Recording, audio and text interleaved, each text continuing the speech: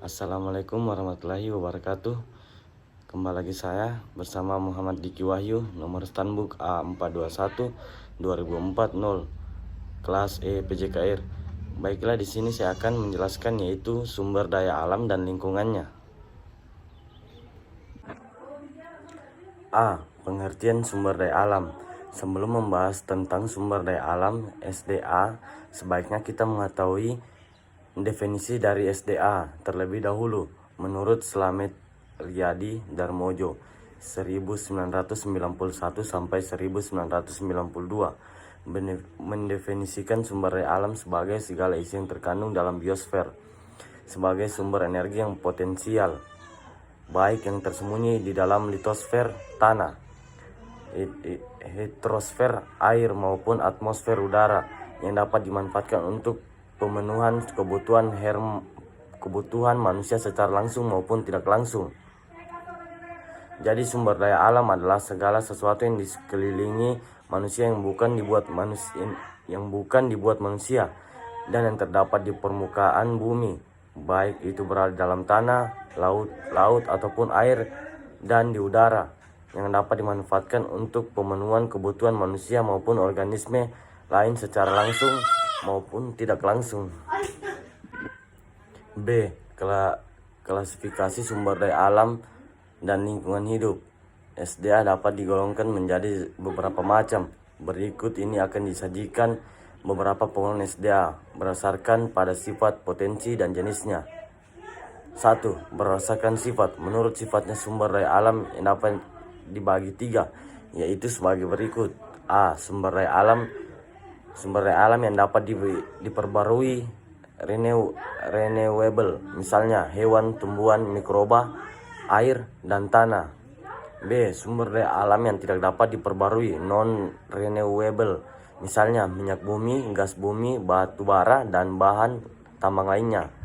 Sumber daya alam yang tidak dapat diperbarui ialah sumber daya alam yang dapat habis dalam penggunaannya atau dapat juga dibentuk lagi tetapi memerlukan waktu yang lama, yaitu ribuan tahun bahkan jutaan tahun. Contohnya semua jenis bahan galian tambang dalam Undang-Undang Nomor 11 Tahun 1976 tentang pertambangan dan bahan galian diklasifikasikan menurut kepentingannya bagi negara sebagai berikut.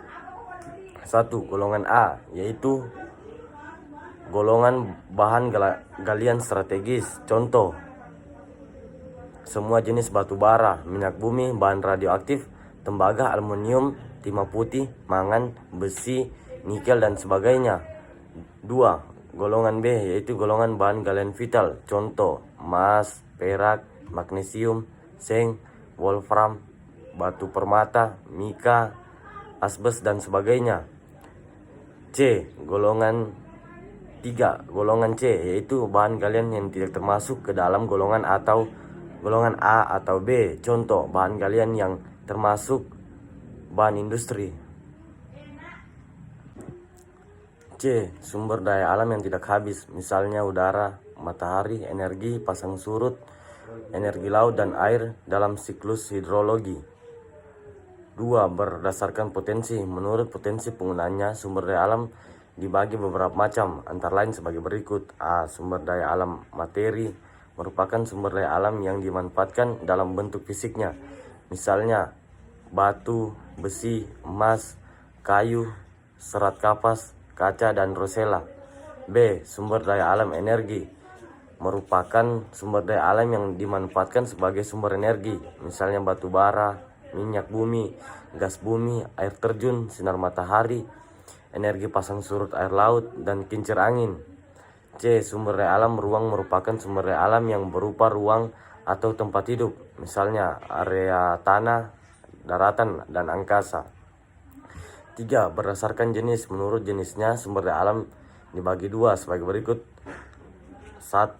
A. Sumber daya alam non-hayati, abiotik. B. Sumber daya alam hayati, biotik.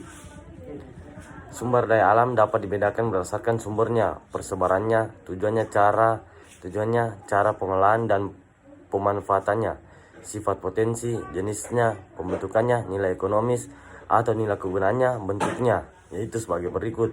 1.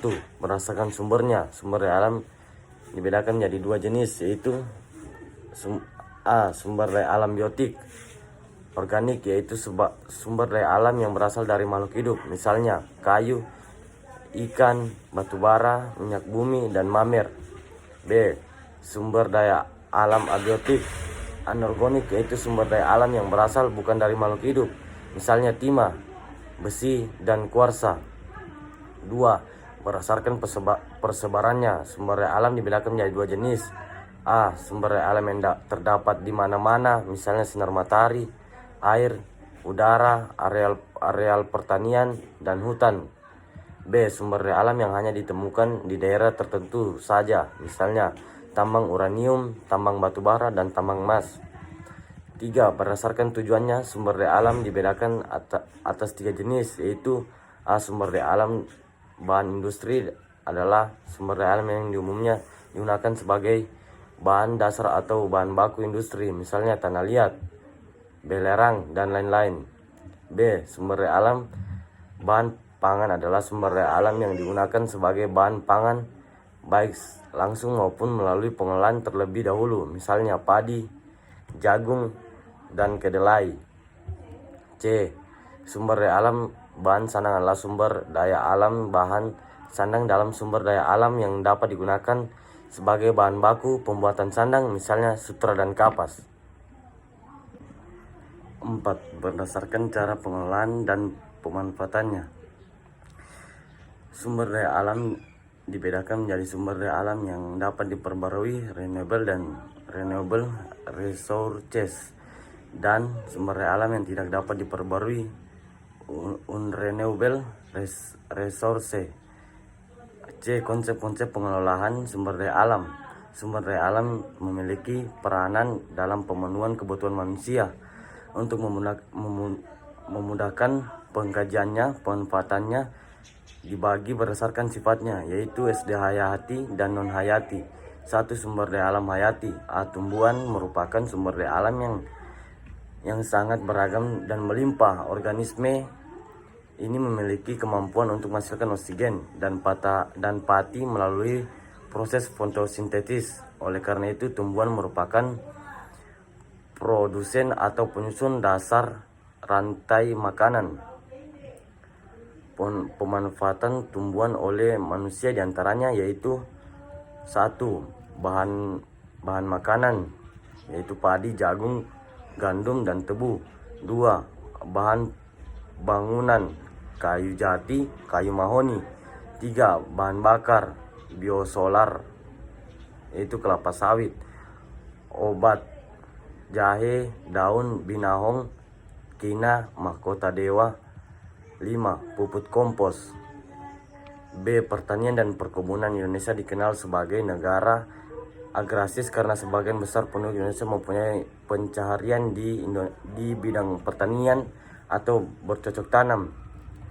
Data statistik tahun 2021 menunjukkan bahwa 45% penduduk Indonesia bekerja di bidang agrikultur. Baiklah, sekian yang dapat saya sampaikan. Saya akhiri. Assalamualaikum warahmatullahi wabarakatuh. Terima kasih.